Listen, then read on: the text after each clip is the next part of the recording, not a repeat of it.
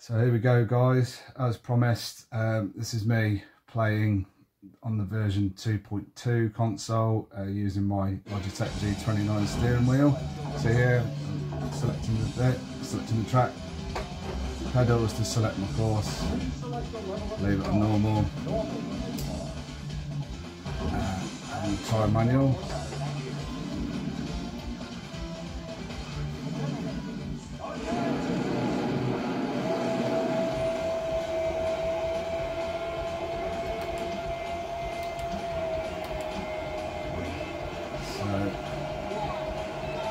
See here, the steering quality is really good.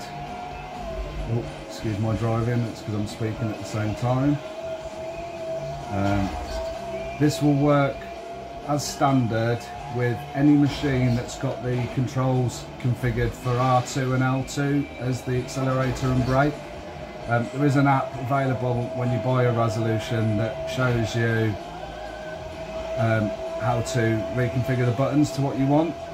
But you know, for anything like Model 3 and Dreamcast, PS2, GameCube, anything that used the triggers for accelerate and brake, this will work with no changes at all.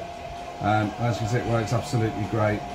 As I mentioned on one of the other videos, you really do want to turn the vibration off in the game system menu on here, as it's too much and it just vibrates constantly and is pretty much uncontrollable.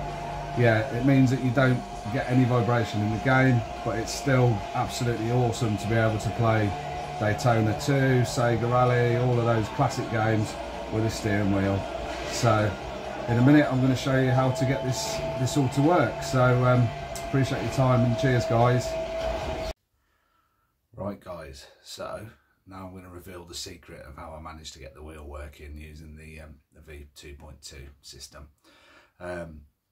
To cut a long story short, I bought a PlayStation steering wheel, Logitech G29, and I wanted to also be able to use it on my Xbox, rather than having to buy a second wheel, obviously. So I did a bit of searching on the internet and I came across this. Now, this is called a Resolution racing wheel converter, and this enables me to use my wheel on my Xbox and on my Switch, and on my Xbox 360, PS3, everything, really. There is a second newer version of this, which if you've got an Xbox steering wheel that you want to use on a PS5, you'd have to buy that one. But if you've already got a PS5, this is the one you want.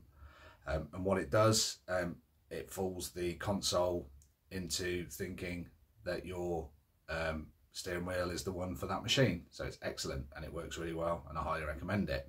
But what's also brilliant about it is the fact that it doesn't just allow you to configure it for steering wheels, it enables you to fool the machine into believing it's the controller for that machine. So for example, a Switch doesn't have a native steering wheel, but you can use this to make it think it is. So what I'm going to do in a second is show you what I mean by that and how to get the settings correct for use with the V2. So when you connect the console up to the Resolution, you'll see this appear on here.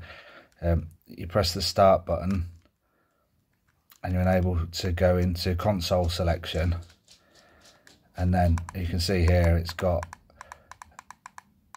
Switch controller, PlayStation 4 wheel, PlayStation 4 controller, PS3 wheel, PS3 controller, Xbox One wheel, Xbox One controller, Xbox 360 wheel and Xbox 360 controller. The one we want for this is the Xbox 360 controller, because brilliantly when you do that, it makes the V2 think that you've plugged an Xbox 360 controller in, and it doesn't require you to configure any of the buttons or anything, so it works immediately. It does on mine anyway. And once you've done that, you also want to go into steering range, and you want to turn it up full. So as you can see, mine's already saved from a previous session, so you want to turn it up to +10, otherwise it doesn't have the correct sensitivity. I would 100% recommend that you turn off the vibration function within the V2 for whichever game you're playing, as it will just shake the wheel too much, and it's not very good. So although you don't get any force feedback you still get to use the wheel. So as I was saying in the last video, you'll see as long as you've selected to Xbox 360 controller on the resolution box, as soon as you connect it to the V2.2 console, I haven't got a V2.3 yet, but it should be the same. You'll see this happen.